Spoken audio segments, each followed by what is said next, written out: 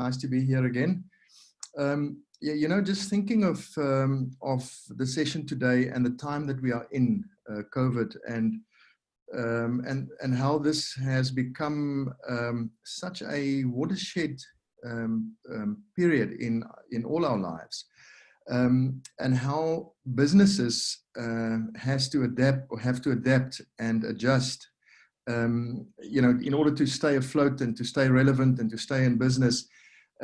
Us, in the same way as humans, are also going through that. I mean, each of us have to adapt, we have to change, we have to stay relevant, we have to get rid of stuff that doesn't serve us, and refresh and reorientate. So these talks that I've been doing with you guys, and certainly today's one, is we need to see it through that lens. That, you know, although I don't walk in your shoes, I don't know what's up in your life, and I will be arrogant to prescribe anything to any of you. I'm not in such a position. But the philosophical principles and personal experiences that I've seen in India and Nepal and in the Himalayas and in working environment, a lot of these things are really, really useful in order to get ahead. Because, you know, as humans, we are very good at coping. Humans have got an amazing power to get adjusted to circumstances and to cope. But to cope is not enough. Coping is, sometimes we have to cope through a particular tough time, but we are built for growth. We are built to become more. We are built to experience more, to give more, to receive more in a greater sense. So this coping thing is not good for us, you know. And we're also not built for balance. We thrive on tension, but in this context, a healthy tension. You know, we have a built-in mechanism almost between our consciousness, or the conscience inside us, and our minds that drives us forward. So before we get to the worksheets, I just want to share with you two concepts of the logotherapy that we've been discussing that is really critical and really important on a foundational level for if you want to become better. I mean, we all get up in the morning and we want to have a happy day and we want to be successful and we want things to go our way, but it doesn't always work like that. But that is our intention, certainly. I mean, I'm sure I'm correct in saying that about all of us. So how do we make it happen? And, you know, if we just go back to the sessions we had before, the Stoics, one of the principles that the Stoics taught us was that, you know, life is hard. Life is a challenge. And if any of us think that life is unfair, we thinking maybe in the wrong way, because life is a challenge. Frankl will say that life is a taskmaster. It is forever presenting us with challenges. And the trick is not to get rid of those challenges. We're not going to get happy by having less challenges, because that's not realistic. We're going to have a happier, more fulfilling, more coherent, more significant life if we learn how to handle challenges and how to deal with them. That is where the gold is, not to try and get rid of challenges. That's not where it's going to be, where it's at. So there's a concept in logotherapy called self-transcendency. So to transcend yourself. So, I mean, it's Frankl, he was a neurologist and a psychologist, and his philosophy is in psychological languages. So some of these things are a little bit tricky, but to transcend, meaning to become better, to improve. The Japanese, or what we saw in Ikigai, was they've got a concept called Kaizen. So Kaizen means continuous improvement.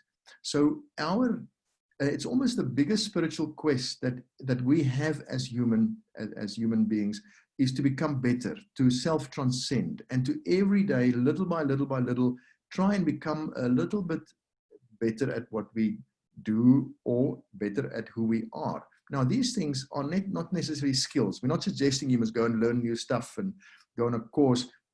It can be tiny little things like being a little bit more patient. Or, you know, I know certainly when I was sitting in business meetings like yourself, giving somebody an opportunity to finish their sentence before I interrupt them. You know, so if you wake up in the morning and say, okay, today I'm going to be better at just letting people finish their sentences out of respect for them. I'm going to do that. So that, you know, so self-transcendency can be tiny little things like that. Now, just to unpack this in a philosophical sense, or unpack this philosophy a little bit more, we have an ability to self-detach. So just think about it. We can observe ourselves. Now, and that is also sort of our nemesis in a way, the fact that we are aware that we are aware.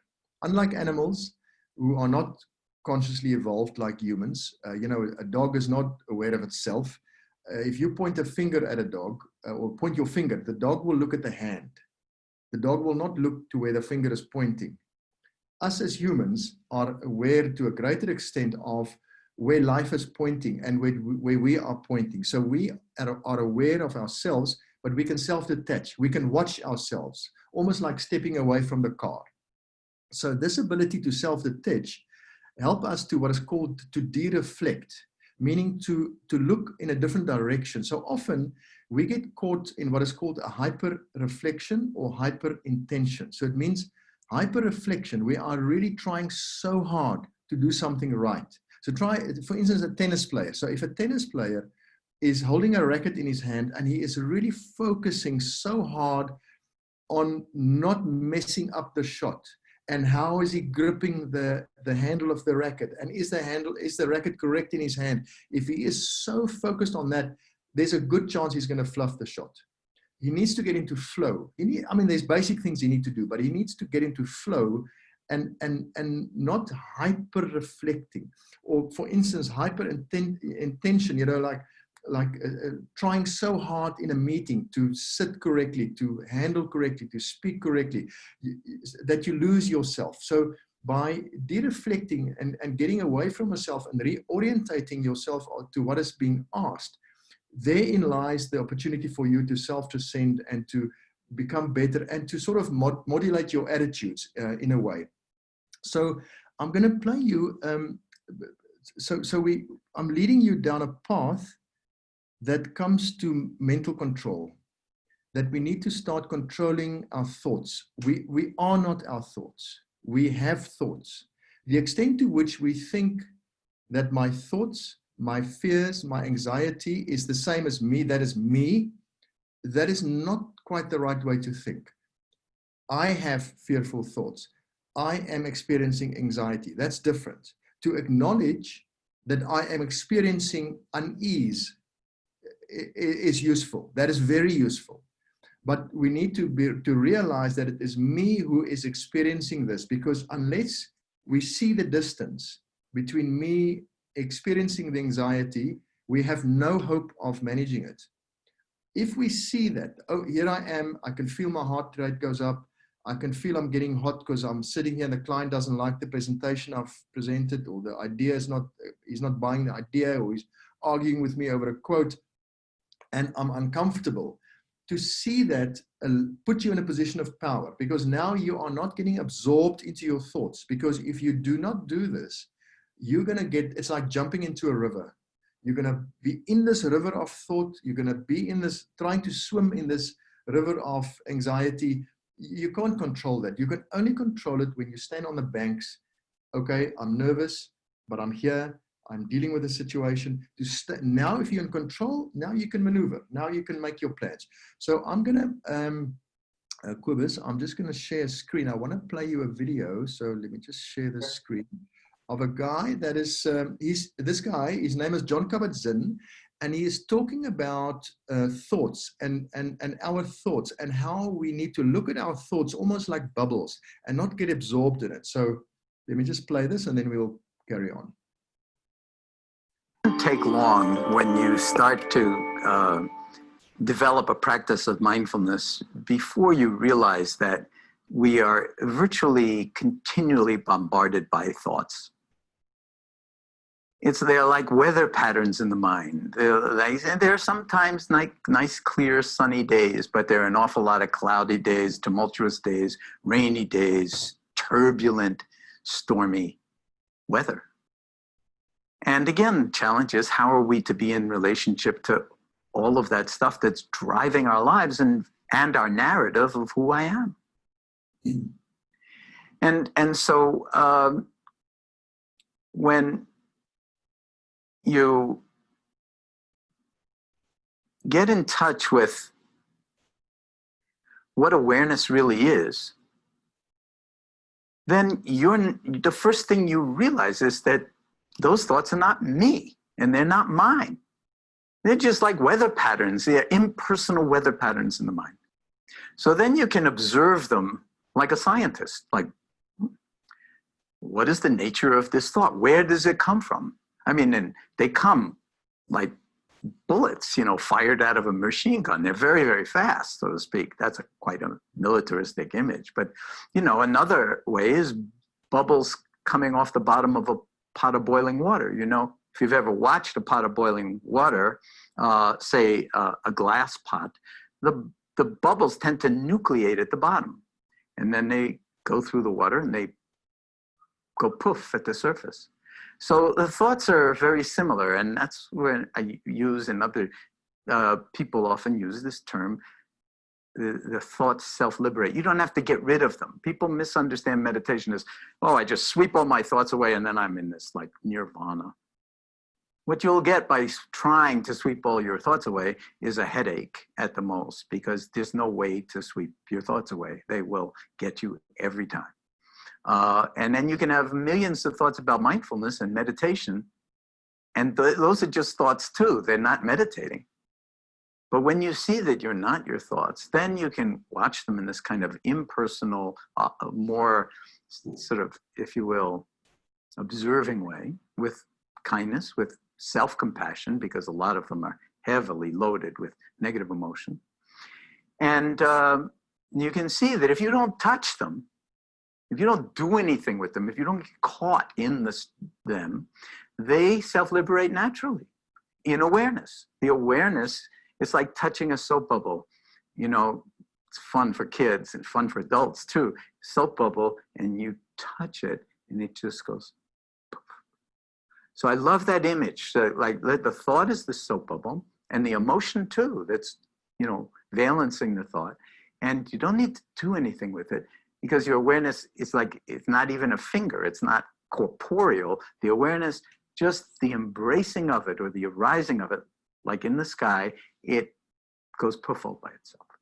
And don't take my word for it. This is something that when you sit down and you begin to watch, you'll see this is not rocket science. You don't have to sit in a cave for 30 years to have that kind of experience. All you need to do is, in some sense, get out of your own way. Now, I'm not saying that's easy. That's really hard. But if you can have moments when you get out of your own way, then you'll see that a lot of the stuff that we get so caught up in, it's like, it's a mirage.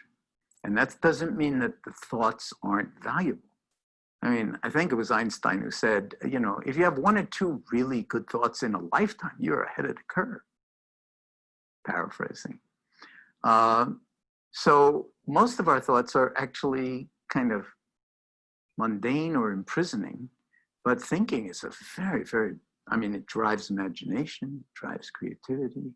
So maybe we need to just create a bigger arena for our thoughts and watch how they not only self-liberate, but also inform each other in some sense. And then all of a sudden you see something that no one in the history of humanity has seen before.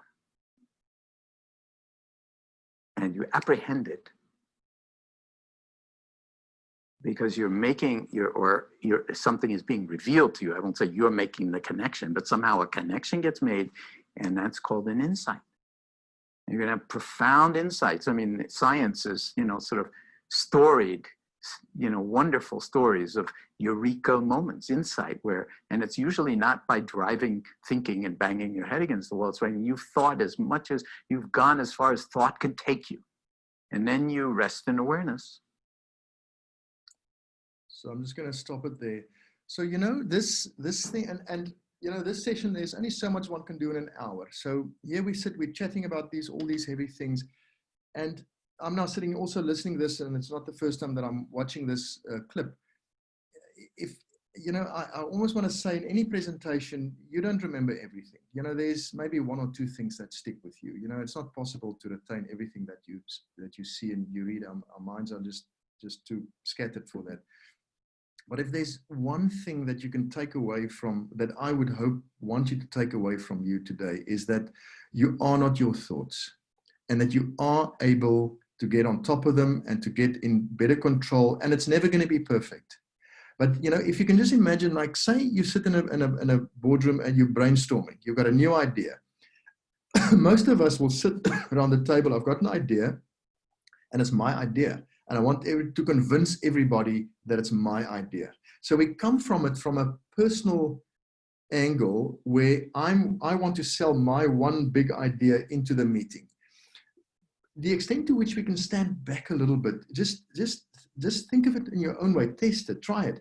You just open up yourself and the meeting to infinitely more thoughts and ideas on how to solve a problem. But the moment you hang on to just this one flag that I'm carrying, and I'm going to sort of raise the flag and I want my flag to fly, there's something about that that's very limiting. And to take away from today, just, you know, I am not my thoughts, and I'm able to control it better. Okay, so we're almost getting into the tools. And the next quick thing I just want to touch on is called self-distancing. It's related, that I can step away from the car. Now, if we are able to self-distance, so let me play you. I'm going to share the screen again. So let's hear from an athlete. So there's you guys, you know, I'm sure most of you have heard of Kobe Bryant. So let's see what Kobe has to say about how mental control works for him.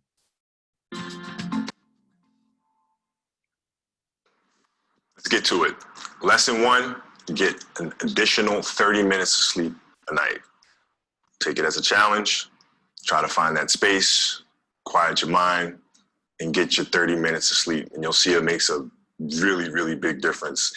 My sleep habits were horrendous, to say the least. I mean, I've always had a hard time sleeping. You know, I couldn't figure out how to shut my brain off. So what made the light bulb come on is that I went out there and played a game, and I played like crap. And I was like, why am I playing like crap? Because I've been practicing these same moves over and over and over. But yet, I couldn't execute them properly. I was feeling sluggish. I was feeling lethargic. And I knew it wasn't because of my training, because I had trained obsessively. So then I started looking at other things. And that's when I came to the realization that, hey, Kobe, you're not 21 years old anymore, buddy. Like, maybe the fact that you're sleeping 2 or 3 hours a night, maybe that has something to do with the fact that you're playing like crap. And that's when I started really evaluating those things. And I'd say lesson 2 would be just 5 minutes of quiet time, 5 minutes for you to be mindful and to just sit and find that inner voice and just kind of listen to the self. And preferably it would be in the morning as you start your day. I meditate every day. And I do it in the mornings, and I do it for about 10 to 15 minutes. And I think it's important because it sets me up for the rest of the day. You know, it helps me.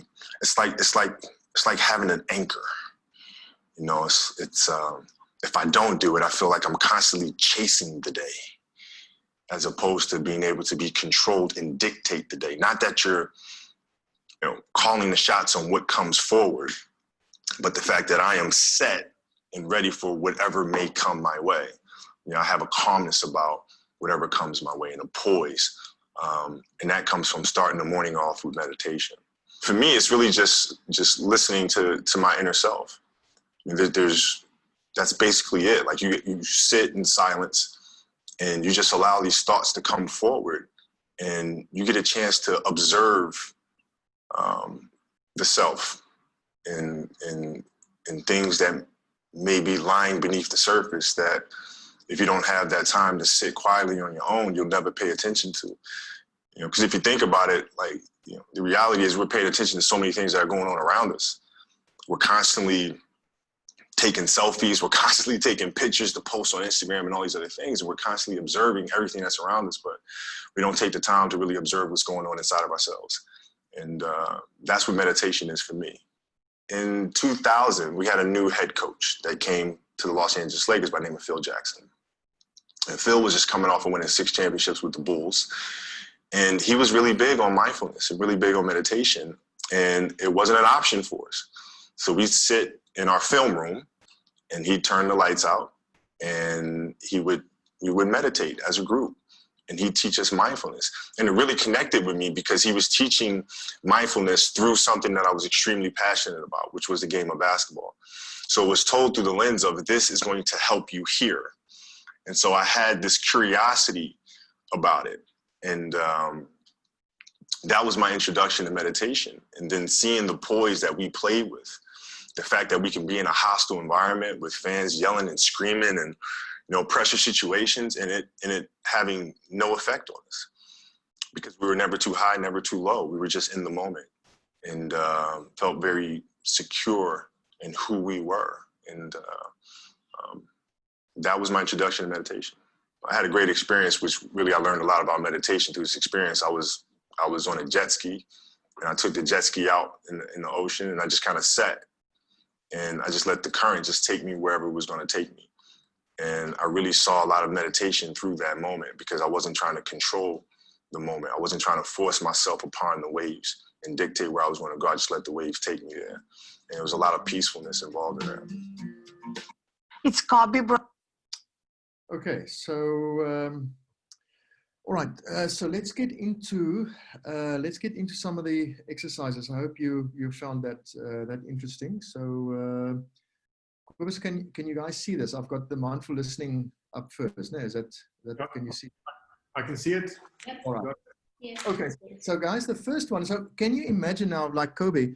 Can you imagine you and let's just apply this to the business environment, that you as an individual and as a team can be focused on what needs to be done and not get distracted by all the static and the noise that comes from the outside. I mean, it can certainly put you leaps ahead of your competition.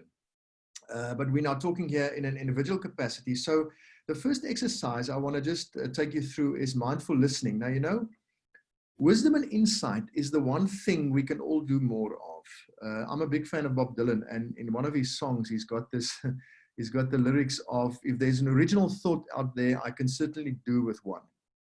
So original thinking, you know, it's like a table with lots of paper on it. If there's too much paper lying all over the table, there's no space for a new paper to land, you know. So to get an insight is not going to be easy if there's too many thoughts running through your own mind. So mindful listening is the beginning of this. This is where you start. You know, we like the Stoics would have told us, you know, we've got 2 ears and 1 mouth. We should maybe use it in that proportion. So we've got half an hour left. So I'm not going to go through, you can read the preamble, but I just contextualize why mindful listening is important. You know, so we cannot hope to gain insight if we do not understand other people and where they're coming from. And the way, because in any, let's take negotiation, because a lot of things are actually negotiation. It's a sale, whether it's, I want to go to the movies tonight and I want to go to a restaurant, or, you know, I want this idea, I want that idea, or I want it to be red and you want it to be blue. A lot of things is some form of negotiation. And unless you know where the other person is coming from, you're not going to spot the blind spots, or you're not going to be able to detect avenues for yourself to sell yourself or sell your opinion. So listening is where it starts. But now there's a thing called mindful listening. Listening doesn't mean shutting up while the other person is talking. That's not listening. That is shutting up while the other person is talking, waiting for an opportunity for me to speak. That is not listening. So mindful listening, there's, I think, what did I put here? I think there's 8. So we're going to run through 8 sort of key points. So the first thing to listen mindfully is to focus on the person who's talking, to put your phone away, in your body language, look at the person, be there, focusing on this individual, not be distracted, not fiddling, not scratching around something else. Even, I mean, you know, I don't know how you handle yourself in a meeting, but start focusing on start thinking of how are you focusing on the person when that person is speaking. there's also an undertone of respect here. You know, it's if somebody's trying to give you their opinion out of pure human respect, there's something that says you owe them the dignity to listen, to just focus on them. The second point is hear what they're saying. You know, often we listen, but we don't hear. My Tibetan friends will say that listening is sometimes like, if you imagine a cup, and if you have a cup with a hole in it, you can listen, you can pour things into this cup, but there's a hole, there's a bottom, it falls through. So you're not hearing. You're listening, but you're not hearing. Stuff are draining out. Some people listen like a cup that's turned upside down. So you can pour things in, but it's not going anywhere. They're closed. They're not interested to listen. So sometimes people listen like that. They just close. They're not interested to hear what the other person has to say. There's a third way, and that is that the cup may be dirty. So we may be dirty with negative perceptions, negative opinions. We have maybe a preconceived idea. So I will listen, but I'm contaminating that content by the way that I listen. I'm not listening purely. I'm not listening with genuine curiosity. So when we listen mindfully, we need to hear what the other person is saying without judging, without labeling it, without poisoning where it's coming from. The third thing is spare a thought of what is happening around you. So it can be a bit tricky because, you know, thoughts, I'm sure you think that you can multitask. I also think I can multitask. We cannot multitask. We can do a lot of things at the same time, seemingly. We can be distracted by a lot of things seemingly happening at the same time. You know, I can listen to you, I can watch a message on my phone, I can turn this off, I can do that, I can do this. We think we multitask. It's not like that. It is a division of, it's like a division of labor. It's a division of attention. We split our attention in fractions of the second from one thing to the other. So we scatter. It's like scattering. That's how often we navigate. We go like this. So that is not really focus. And what Kabat-Zinn and what Kobe was referring to by getting mental control is to control ourselves so we can really focus and not get distracted from one thing to the other. So when you listen to somebody, be curious of what is happening, even if it's just your own body language. You know, so as I said earlier, you're selling something and you can notice the anxiety rising in you if the client is not buying the quote. Notice that, because the moment you notice it, you create distance between what is happening and you're not getting absorbed in that thought. The fourth one on mindful listening is be curious. Just watch what is happening. Just sit there without labeling, without judging. Just be curious, because you may just hear something that you didn't know was there. You know, you may just stumble upon something that gives you an insight. Listen to understand. I mean, that is another useful thing here is try really to understand, because, you know, often when people say something, what they say may be what they mean, but it may not be what they mean. They may maybe a little bit get lost in translation. Maybe their word choice is, you know, language is actually a very limiting thing. We cannot accurately express what we think and what we feel through language. Some people can do it better than others, but often we struggle. I mean, I struggle with this, to often really say what I think and what I feel through language. So if you don't listen really carefully, you may misunderstand what the client or the person was meaning or trying to say. So listen to understand. The next thing, do not, so if you're in a moment of mindful listening, now this could be 3 minutes, 5 minutes, it could be a little bit shorter or longer, doesn't matter. Don't speak unless it is to clarify, and use questions like when, so to paraphrase and to play it back. You know, ask questions, because that is quite useful, and wait for the person to finish. And at the end of the conversation, if you don't know which way to go, a good way to have a win-win conversation, to start building a win-win conversation, is to start with questions like, how do you think, what could be the effect, is this what you mean? To try and extend the conversation with questions can actually make it a constructive conversation, because often if we're in a business conversation, we end up in a matter of arm wrestling, and then the conversation goes south, and It doesn't help anybody. So go through this and try it out little by little and see if it works for you. So Kobus, maybe just, I'm going to stop here. Do we have is there maybe a question that we have here? No. Shall I go to the? I could ask 10 questions, but I think for expedience, perhaps we should move to the next one and then see where we net out at the end. Let me go. Okay. So let me go to personal branding. So for each of these sections, there's like a bit of a preamble. I mean, just look at this. Oscar Wilde, what he said is, most people are other people. Their thoughts are someone else's opinions. Their lives is a mimicry. Their passions is a quotation. I mean, we all love quotes. And, we all have other people's opinions. But there is something about that is weak. And that is a little bit false. So this exercise on personal branding, before we do that, we've got 6 exercises here. Not all of them will be interesting to you. I don't know what works for you. I don't know what your style is. So, if it works, fine. If it doesn't work, fine. You don't have to do all of these, or certainly, you don't have to. Just, I hope some of these are useful for you. So just in terms of personal branding, most of you are in the advertising business. So you spend your day building lives, building great brands. So the exercise here is to turn this on itself, is to start thinking of your brand and who you are. And the brand that you are, that is, a test for that is, if other people have to defend yourself, if they have to talk about you with other people, what would they say? How will they talk about you?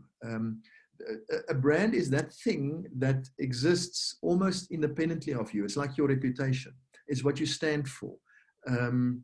It also has nuances of, obviously the kind of person that you are, where you're heading.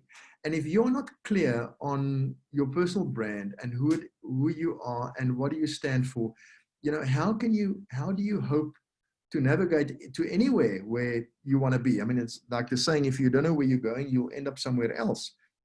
So you have a vision, you have ideals, you have dreams. How do you actually capture them, almost like you would do for your personal, for a brand, a commercial brand? How will you do that, if you were a commercial brand? So there are, I think there's also like, let me just see, there's 7 steps here. So the first place to start is, let's start with some role models. So think of some people that you really admire.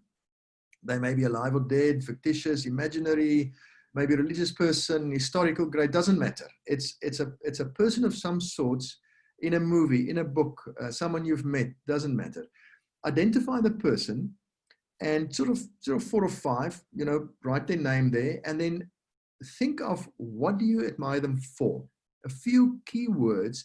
So let's say I'm from South Africa. So say I put down Nelson Mandela. So don't put down he was in prison for standing up for what's right. Or, no, don't say he was in prison. What is relevant here is that he stood up for what is right. He stood up for what he believed in. That he was a wise person. He didn't overreact. Whatever it is that you admire about that person. So write down some role models and some key words, not so much what they did. That's not where the gold is. That's not important what they did or what they experienced. Is what made them come through it. What kind of person were they that could get through a situation like that? The second one is, let's do it for some commercial brands. So like, Apple or Google or Toyota or whatever commercial brand that you like, write down the brand and then the brand attributes and the brand qualities that you admire about that brand. So you write some individual words there. Then the third step is you go to yourself, go to your own attitudes and think of the attitudes that serve you, the attitudes that work well for you. So, and the attitudes that you would like to be known for. So, we all have moods. And we all have emotions, and we go through moods and emotions every day. But like we heard earlier, you are not your moods and you are not your emotions. You are able to rise above them. And the fact that you're sad doesn't make it a dominant character trait. It is just a feeling that you have. So you are able to get over it. So list here the kind of attitudes that you would like to be known for, the kind of person you would like to be known for. So, you know, and there's a couple of examples listed there, but, you know, use whatever is right for you. There's, you know, whatever works for you.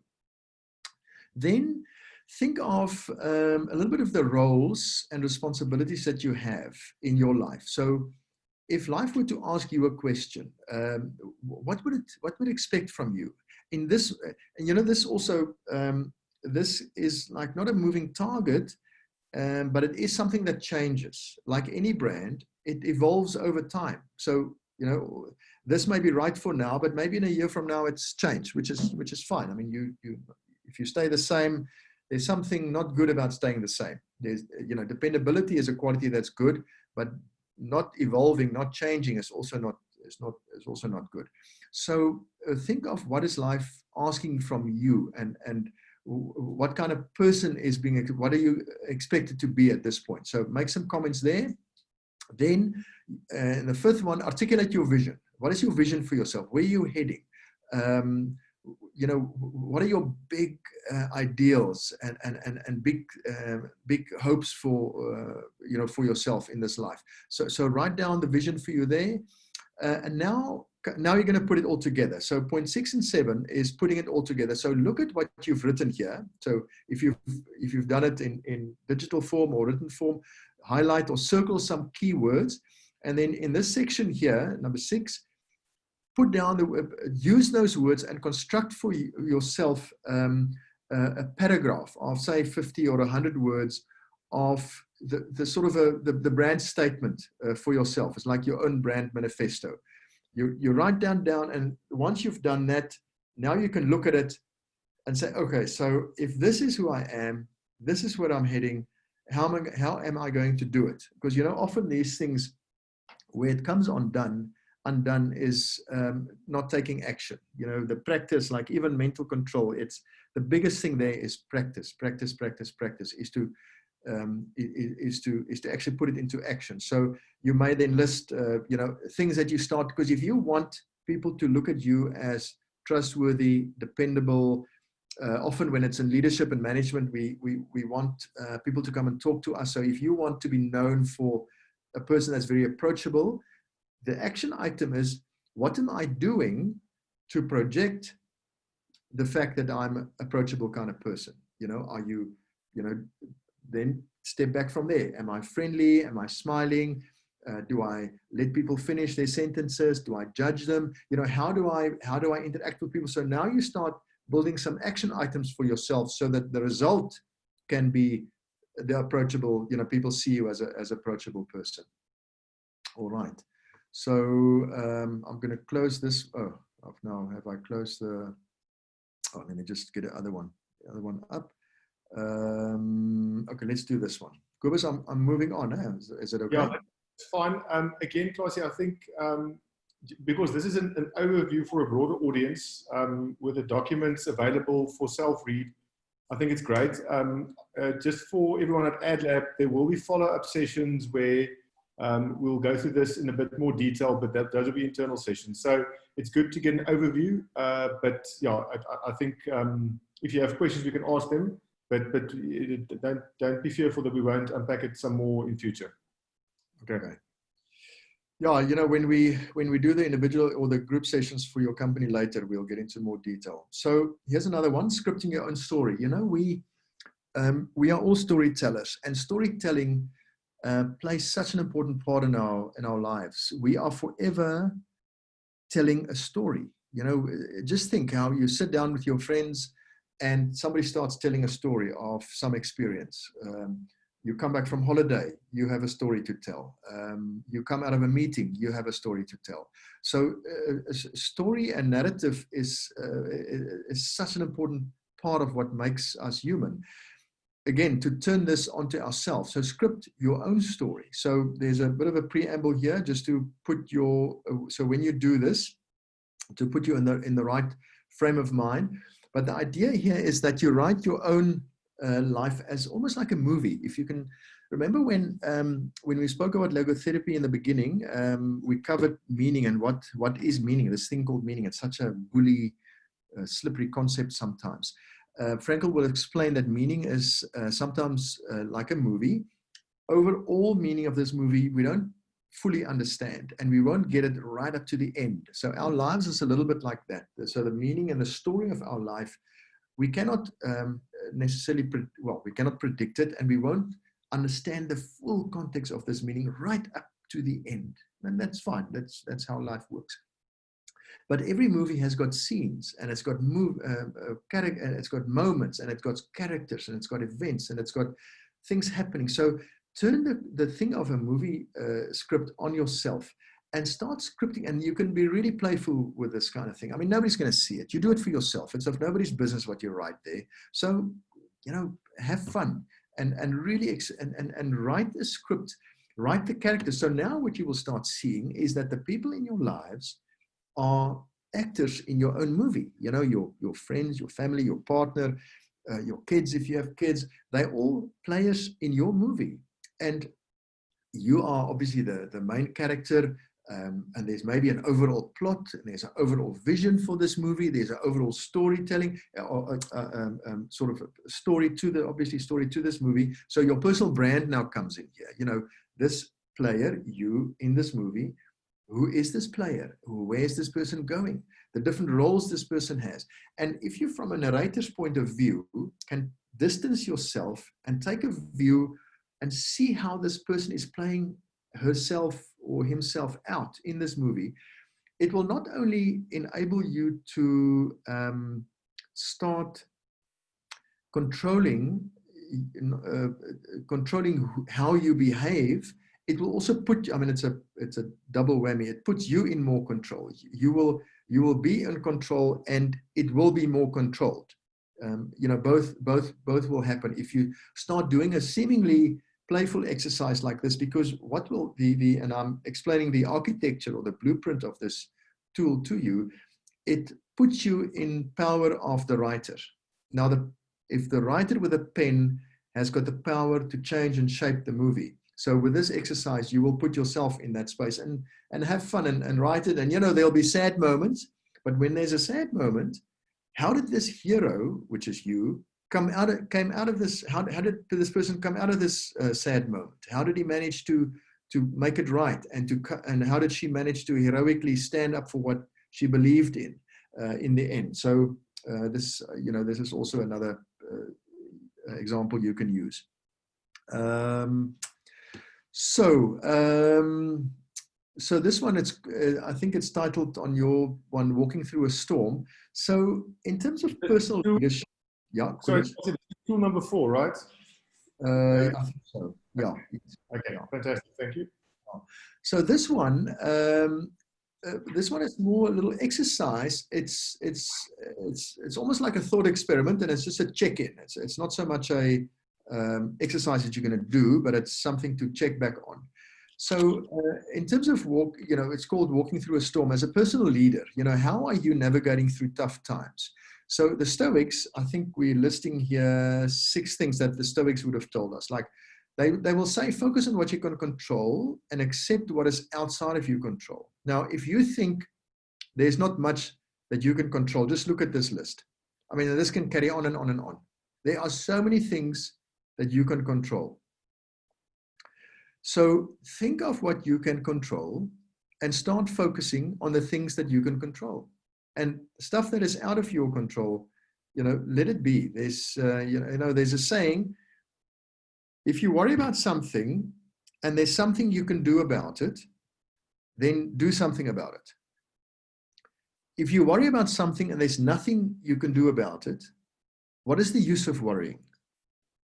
Now, it's easier said than done, because we worry regardless. I think 90% of the stuff we worry about never materialize. It never happens. But that's, we worry. It's part of our inbuilt That's how we can survive, as a human species so successfully. We can foresee challenges. We can see danger coming, and sometimes we, mistake that danger for real. But that's how we roll. So the Stoics will say that in order to lead yourself through a tough time, start with focusing on what you can control. The second thing is now, if you're in a space where it's tough and you think, oh, how am I going to do this? I don't know where to start. I don't know how, it's like pulling yourself up by your bootstraps, so to speak.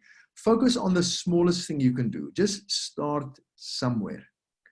So they will say, don't be too distracted. Don't be overwhelmed by this big challenge. Start on the smallest thing you can focus on, and start with that thing. The third one, think of the cost of panic and overreaction. So if you get lost and overwhelmed and you get anxious, think of the effect of not being in control of yourself, because the cost of not behaving in control is not worth it. So it's a little bit of a negative thing, but it is useful to pull you back into reality, to think of the cost of panic and overreaction. Something we can do have more of. Trust yourself, back yourself. Don't listen too much to other people. Trust your own intuition, trust the wisdom of your own insights and the power that you have. You've been through tough situations, you can get through this one. There's also that saying, if you can remember the Stoics, where they said, no situation is so bad that you can't make it worse. Trust yourself to get through this. So if you're in a tough spot, believe that you can do it. Go and find that belief, and go and look for examples in your own past where you've stood up for something similar. Keep your routine. I mean, a routine is also it's a very good tool. Habit. We are creatures of habit. There's a Seneca, one of the Stoics. He's got this saying where he says, "There's no medicine for somebody who made a habit out of their vices. There is no medicine for somebody who made a habit out of their vices. There's no medicine for somebody who made a habit out of bad things." So make habits for yourself out of good things. Keep a good routine. Have healthy habits, and stick to those routines. So at least if you don't know what to do, go into your habits. And then relationships, because relationships are so empowering. We social beings. We all connected to people. Connect with people that you can trust. If it's a business situation, go and speak to somebody. Go and ask for help somewhere. Tap into your relationships. We've got a couple of minutes left, so I'm just going to maybe quickly just open up these so you can see them. Think of the roles you play and the masks you wear. We all put on masks every day. We wouldn't, somehow we have to put on roles, and we are in different roles, definitely. You're in a personal role, and even your personal role, you're a husband or your wife or your son or your daughter or your partner.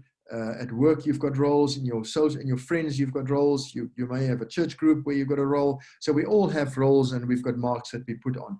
Go through these, read these different attitudes, and see how these things relate to you. I mean, there are people who think that they've got no clear standing, no conviction. They go with the flow, fly by night, short-sighted, anything goes. That is not a good attitude to have. People who believe that there's no meaning, cynical, pessimistic, in denial, that's also not good. Hedonistic, life is short, let's just go for pleasure, self-indulge. I just want pleasure. That also is not a good attitude to have. We spoke about pandeterminism in the past. Everything is decided, there's nothing I can do, there's no point, is also not a good one. Reductionism, that I'm conditioned, I can be trained, I'm manipulated, I'm categorized, is also not a good one. You are much greater than that. Conformity, I've got no capacity for creativity, I just do what other people do, is also not healthy. Fanaticism, there's only one way, is also not the right way to look at life. So have a look at these, and then in here we've got different roles that people, I'm a cool me, the funny guy, the teacher's pet. Look at these roles and see if you can spot yourself. Because I look at these and I can spot some of my behavior in here. But then there's some guideposts here for you to able to deal with this, so that you can avoid falling into the trap of falling into some of these behaviors that are not, or these roles that are not good for you.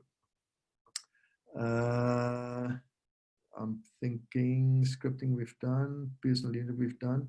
I think the last one is Ikigai. So Kobus, I'm gonna stop here. So Ikigai, there's the worksheet here.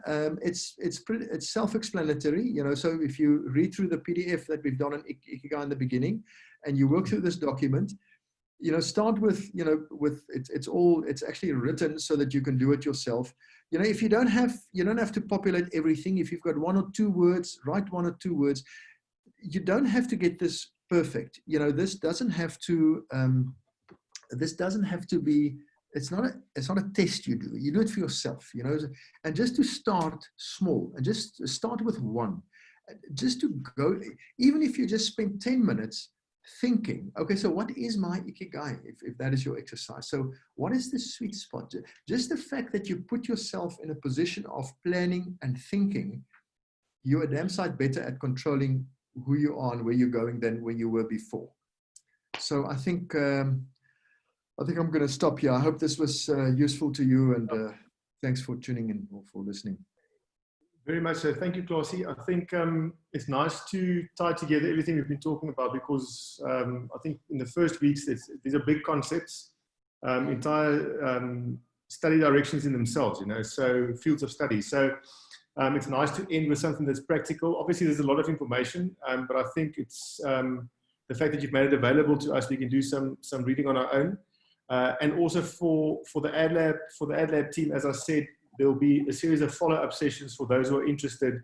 If you want to unpack these in more detail and also talk specifically about yourself and your personal brand to Clausie, so that opportunity will be there. Clausie, I would like to thank you very much. Sorry, unless there's a question, does anyone want to, we still have some time. If there's a question, please feel free to ask.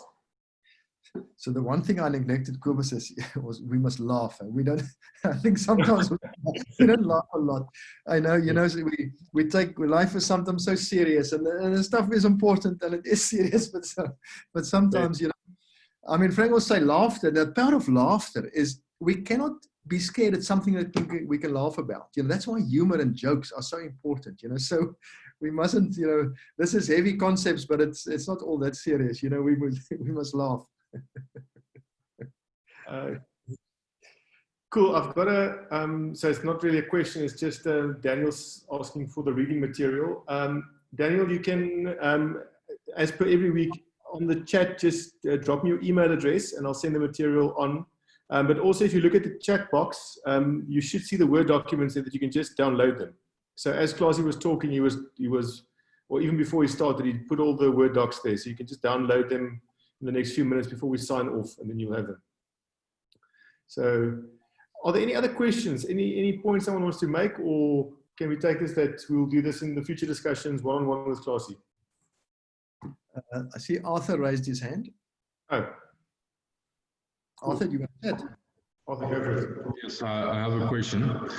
I really liked and enjoyed the first worksheet, mindful listening to gain wisdom and insight. Now, just a question around the same. Do you think there are certain situations that would make it particularly difficult to be mindful? I ask this considering that in the last 3 to 4 months, we've been working really across the screen. So we would have our clients that would be on the other side and we on the other side. So I think it becomes quite very difficult to sometimes even pay attention. I think even for clients to pay attention to us.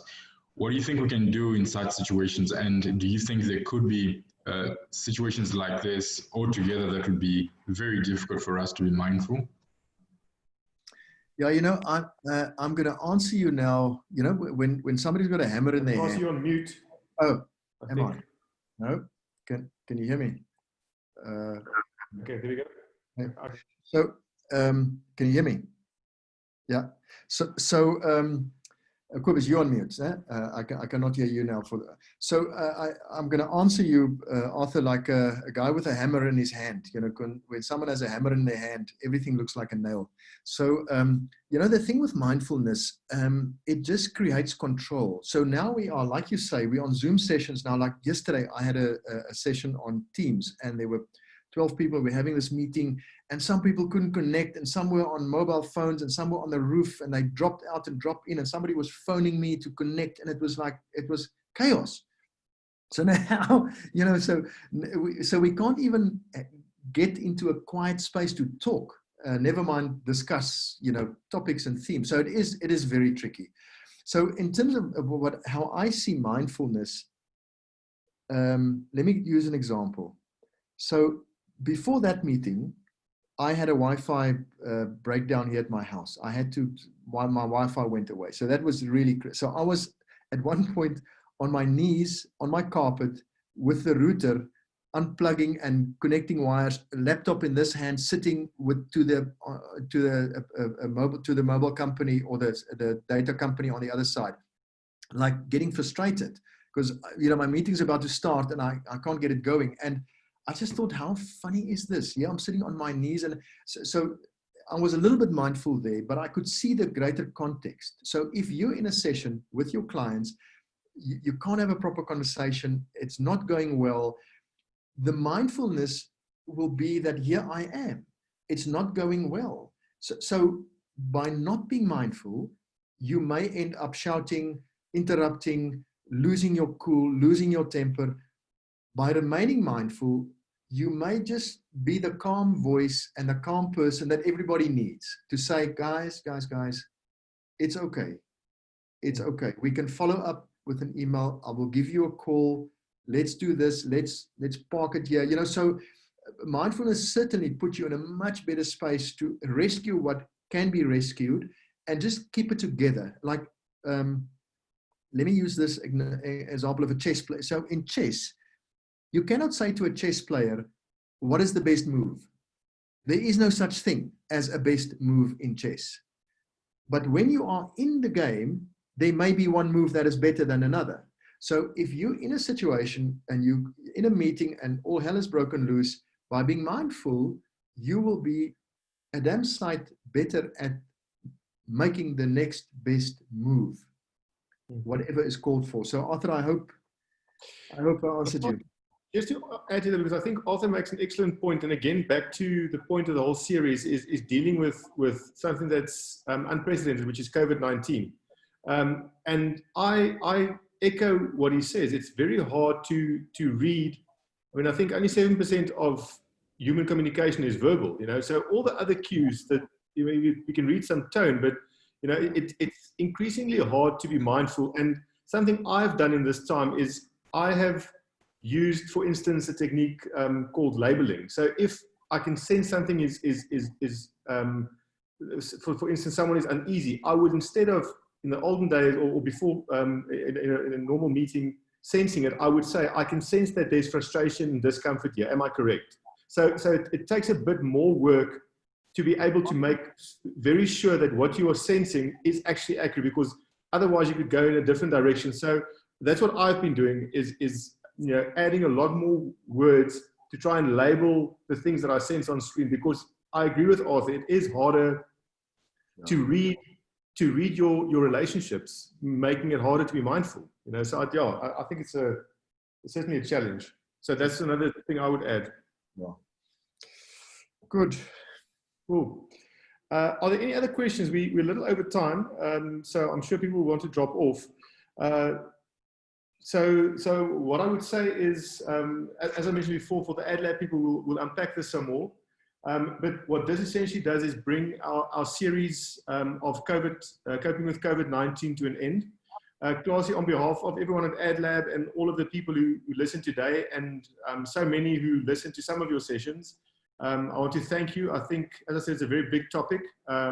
So for you to have adjusted it for us and given us